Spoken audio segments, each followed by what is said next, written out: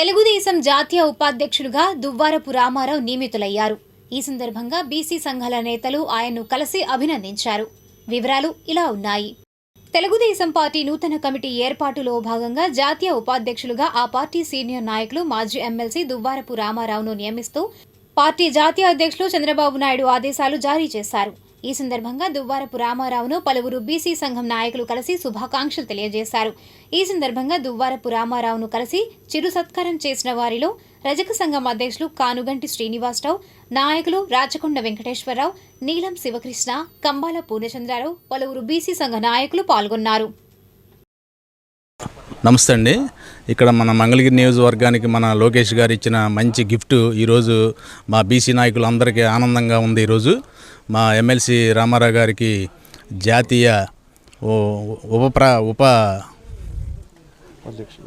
ఉపాధ్యక్షుడిగా ఇచ్చినందుకు చాలా ధన్యవాదాలు. మన చంద్రబాబు నాయుడు గారికి, మన లోకేష్ గారికి, మా బీసీ సంఘానికి, మా రజక సంఘానికి అందరికి కూడా చాలా తృప్తిగా ఉన్నారు. ఈ అవకాశం ఇచ్చినందుకు సంతోషంగా ఉంది. Thank you. పట్టణ రజక జన సంఘం ప్రెసిడెంట్ కానుగంటి శ్రీనివాసరావు. ఏంటంటే ఈ రోజున దువ్వారపు రామారావు ఎమ్మెల్సీ గారు మా బీసీల తరపున జాతీయ ఉపాధ్యక్షుడిగా ఇచ్చినందుకు లోకేష్ గారికి మా ధన్యవాదాలు తెలుపుతున్నాం. అదేవిధంగా మా యొక్క సమస్యలు కానీ ఏదైనా ఉన్నా కానీ మాకు అందుబాటులో ఉంటారని చెప్పేసి దువ్వారపు రామారావు గారిని మాకు అందుబాటులో ఉంటారు, మేము ఎదురు చూస్తున్నాం. అదేవిధంగా మా కమ్యూనిటీ హాల్ గురించి కూడా కొంచెం దువ్వారపు రామారావు గారి ద్వారా మన లోకేష్ గారికి తెలియపరచాలని ఆలోచనతో ఆయన కూడా కలిసి ఒక రిప్రజెంటేషన్ ఇచ్చాము. దాని గురించి స్పందించి వెంటనే లోకేష్ గారు అదేవిధంగా మా రజక కమ్యూనిటీ హాల్ గురించి కూడా వెంటనే మాకు స్పందించి మాకు అందరూ హ్యాండ్ ఓవర్ చేస్తారని చెప్పేసి లోకేష్ గారికి అదేవిధంగా దువ్వారపు రామారావు గారు ఎమ్మెల్సీ గారికి నేను తెలియపరుచుకుంటున్నాను. చంద్ర యాదవ్ ఆయన గత 19-24 సంవత్సరాల మధ్యకాలంలో ఆయన ఏం చేశారనేది నేను ప్రశ్నిస్తున్నాను. ఈ రోజునప్పుడు మరి ఎవరు జగన్మోహన్ రెడ్డి గారిని ప్రశ్నించలేదే. ఆయన 56 కార్పొరేషన్స్ ఏర్పాటు చేసి ఉచ్చ విగ్రహాలుగా మార్చిన సంగతి అందరికీ తెలుసు. ₹1 కూడా ఏ పథకానికి కూడా ఆయన విడుదల చేసిన సందర్భం లేదు. మరి అప్పుడు వీళ్ళంతా ఏమయ్యారు? ఈ రోజున కూటమి ప్రభుత్వం తెలుగుదేశం పార్టీ అధికారంలోకి వచ్చిన తర్వాత రక్షణ చట్టం అనేది కాన్సెప్ట్ తీసుకొచ్చింది గౌరవ ముఖ్యమంత్రి చంద్రబాబు నాయుడు గారు. అదేవిధంగా నారా లోకేష్ బాబు ఏదైతే యువగలం పాదయాత్రలో ఆయన ప్రామిస్ చేశారో బీసీల రక్షణ చట్టం అని, ఈ రోజున రక్షణ చట్టానికి రూపకల్పన చేస్తుంది కూటమి ప్రభుత్వం.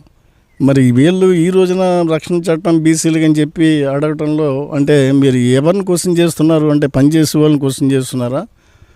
డెఫినెట్గా మేము దానికి తెలుగుదేశం పార్టీ కట్టుబడి ఉంది, కూటమి ప్రభుత్వం కట్టుబడి ఉంది. రక్షణ చట్టానికి సబ్ కమిటీ ఏర్పాటు చేయడం జరిగింది. అనేక దానికి గైడ్లైన్స్ కూడా పరిగణలో తీసుకుని రక్షణ చట్టాన్ని నేషనల్ బీసీ కమిషన్ పంపించాల్సిన అవసరం ఉంది. అందుకు ఆ ప్రాసెస్లో డెఫినెట్గా కూటమి ప్రభుత్వం కృతనిశ్చయింది. తొందరలోనే బీసీ రక్షణ చట్టం అనేది కూటమి ప్రభుత్వం తీసుకురాబోతుంది. దీని గురించి ఎవరో క్వశ్చన్ చేయాల్సిన అవసరం లేదు. ఇక్కడ రాజకీయ నేపథ్యం ఆయన వెనకాల ఎవరున్నారో ప్రజలందరికీ తెలుసు, బీసీలందరికీ తెలుసు. దాని గురించి మనం ఎక్కువగా మాట్లాడటం కన్నా మనము ఇంతకుముందు వాళ్ళు ఏం చేశారన్నది ఒకసారి వాళ్ళు ఆలోచించుకోవాల్సిన పరిస్థితి అయితే ఉంది. ఇంకా రెండు మీరు అన్నారు, ఇంకా బీసీలకు సంబంధించి నేను చెప్పాను ఇప్పుడే అనేక సామాజిక వర్గాలని ప్రయారిటీ బేసిస్ మీద తీసుకున్నారు. ఆర్థిక వ్యవస్థ బాగపోయినా కానీ చంద్రబాబు నాయుడు గారు బీసీలకు ఇచ్చే ప్రాముఖ్యత అది ఎవరు బీసీలకు ఉన్న ఒక బంధం, తెలుగుదేశం పార్టీతో ఉన్న బంధం ఎవరు క్వశ్చన్ చేయలేరు. ఎందుకంటే మొదటి నుంచి కూడా స్వర్గీయ నందమూరి తారక రామారావు గారి దగ్గర నుంచి ఈరోజు లోకేష్ బాబు వరకు కూడా బీసీలతో మమేకమైన పార్టీ తెలుగుదేశం పార్టీ. ఎవరైనా చెప్పుకుంటే పార్టీ ఏదైనా ఉంది బీసీల పార్టీ అంటే తెలుగుదేశం పార్టీ.